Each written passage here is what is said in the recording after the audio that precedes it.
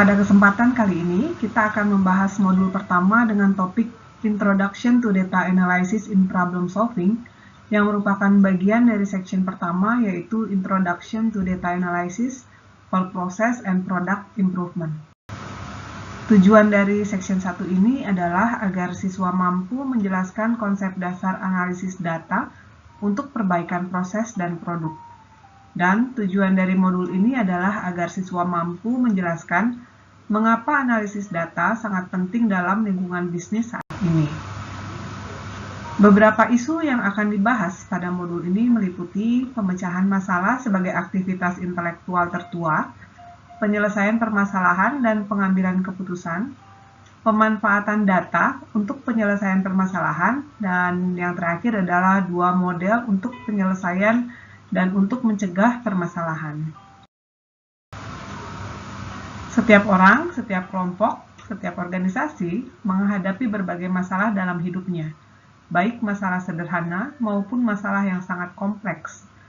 Ketika berbicara tentang masalah, seringkali kita menggunakan kata-kata seperti menemukan, solusi, variabel tidak diketahui, pencarian, model, status masalah, dan tujuan.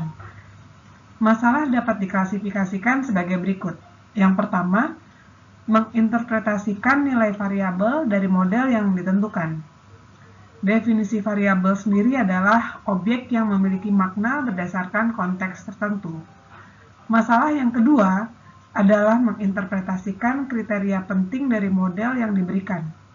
Permasalahan yang ketiga adalah menemukan prosedur atau tata cara untuk pemecahan masalah.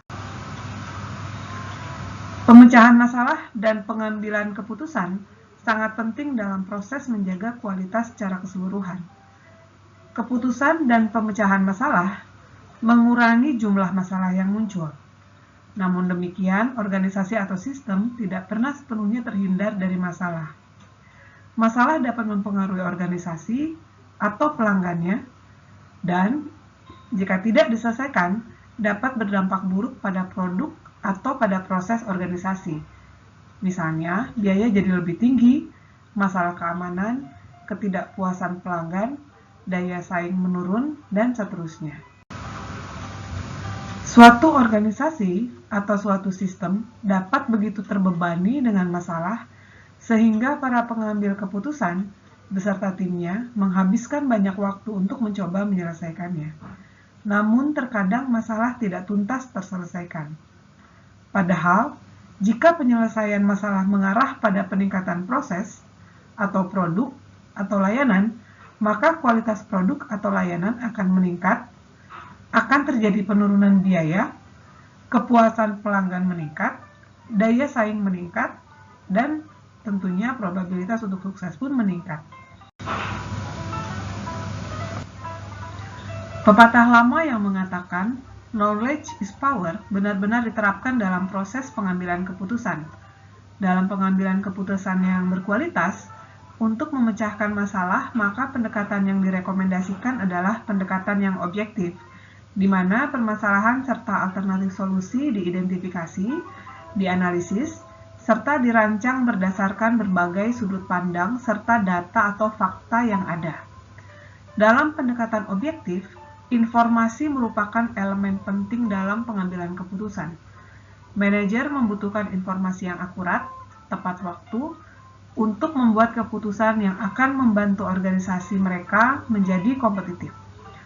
Pengambil keputusan adalah penerima informasi yang mendasarkan keputusan setidaknya pada apa yang mereka terima. Informasi dapat didefinisikan sebagai data yang relevan dengan proses pengambilan keputusan yang telah diubah menjadi format yang dapat diinterpretasikan serta dimanfaatkan. Data yang relevan dengan pengambilan keputusan adalah data yang mungkin berdampak pada keputusan. Mengingat pengambilan keputusan untuk menyelesaikan permasalahan bisa sewaktu-waktu, bahkan setiap waktu, maka diperlukan teknologi untuk memastikan pengambil keputusan dapat memiliki akses cepat ke informasi. Komputer dan teknologi telekomunikasi memberi pembuat keputusan Mekanisme untuk mengumpulkan, menyimpan, memproses, dan mengkomunikasikan informasi tergantung pada orang atau mesin yang menerima data yang akurat, memasukkannya ke dalam sistem teknologi, dan memperbaruinya secara terus-menerus. Identifikasi data yang dibutuhkan dalam proses pengambilan keputusan diperlukan untuk dapat dimanfaatkan lebih lanjut. Data yang dibutuhkan contohnya adalah data transaksi penjualan, keluhan pelanggan, catatan proses produksi, data inventory, dan lain-lain. Data yang dibutuhkan biasanya tergantung dari metode apa serta bagaimana cara kita menerapkan metode untuk menyelesaikan permasalahan. Apakah untuk mengidentifikasi atau menggarisbawahi informasi tren yang sedang terjadi, untuk menentukan bagaimana proses atau mekanisme untuk menyelesaikan permasalahan, serta untuk menemukan akar penyebab permasalahan. Nilai dari suatu informasi ditentukan oleh kebutuhan orang-orang yang akan menggunakannya dan sejauh mana informasi tersebut akan membantu mereka dalam memenuhi kebutuhannya. Informasi memiliki biaya untuk pengumpulannya, penyimpanan, pemrosesan, kemudian proses pembaruan, dan disajikan dalam format yang dapat digunakan saat dibutuhkan. Oleh karena itu, usaha kita untuk pengelolaan informasi tentunya harus relevan dengan manfaat dari informasi itu sendiri. Tidak masuk akal jika kita mengalokasikan anggaran 1 juta rupiah untuk mendapatkan informasi yang akan digunakan untuk pengambilan keputusan yang memiliki nilai Rp100.000. Salah satu strategi untuk menghindari informasi yang berlebihan adalah pembuatan format untuk efisiensi serta penyajian secara grafis bila memungkinkan. Dua model untuk pemecahan masalah secara berkesinambungan untuk peningkatan produk maupun proses di tempat kerja adalah siklus PDCA dan Toyota's Practical Problem Solving Process. Tahapan siklus PDCA sendiri meliputi plan, do, check, dan adjust. Prosedur pada Toyota's Practical Problem Solving Process meliputi langkah pertama, memahami masalah yang teridentifikasi. Langkah kedua, memperjelas permasalahan, diantaranya dengan melakukan yang pertama adalah pengamatan, tentunya dengan pikiran yang terbuka. Yang kedua, membandingkan situasi nyata dengan standar. Yang ketiga, memastikan adanya varians dari proses. Yang keempat, mengidentifikasi apakah ada lebih dari satu varians.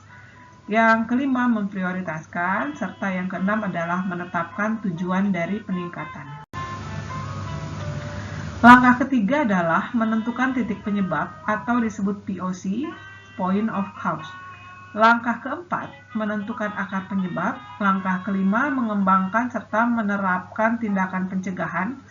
Langkah keenam, menentukan efektivitas penanggulangan. Dan yang terakhir, langkah ketujuh, mengubah standar yang saat ini berlaku. Berikut adalah daftar referensi yang digunakan untuk pembuatan materi yang disampaikan. Terima kasih.